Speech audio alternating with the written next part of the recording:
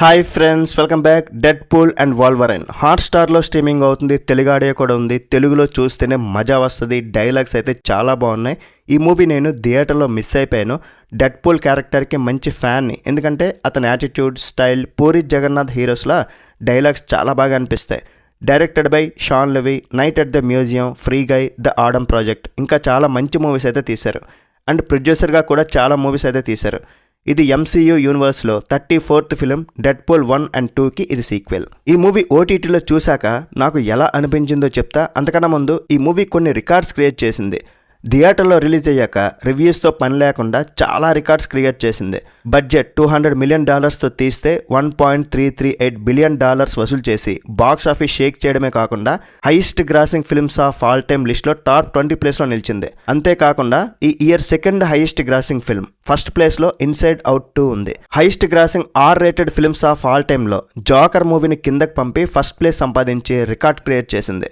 పెద్దగా మసాలా ఉండదు, కానీ R-rated ఫిల్మ్ కాబట్టి ఫ్యామిలీ అయితే చూడలేం, బండబోతులు అయితే ఉంటాయి. మరి మూవీ చూసాకైతే ఏ సూపర్ హీరో మూవీ అయినా సరే ఒకటే కాన్సెప్ట్, ఒకే సినిమాని ఎన్నిసార్లు చూడాలని చాలామంది అంటుంటారు. రొటీన్గా ఉన్న అదే సినిమా మంచి టైంపాస్, ఎంటర్టైనర్, ఫుల్ పైసా వసూలు అయితే ఎలా ఉంటుంది అలా ఉంది భయ్య. మూవీ నాకైతే నచ్చింది. కొన్ని ఫ్లాస్ ఉన్నా సరే మంచిగా ఎంజాయ్ చేశా. మెయిన్గా తెలుగు డబ్బింగ్ అయితే అదిరిపోయింది. అంతే పంచ్ డైలాగ్స్తో కేక పుట్టించారు.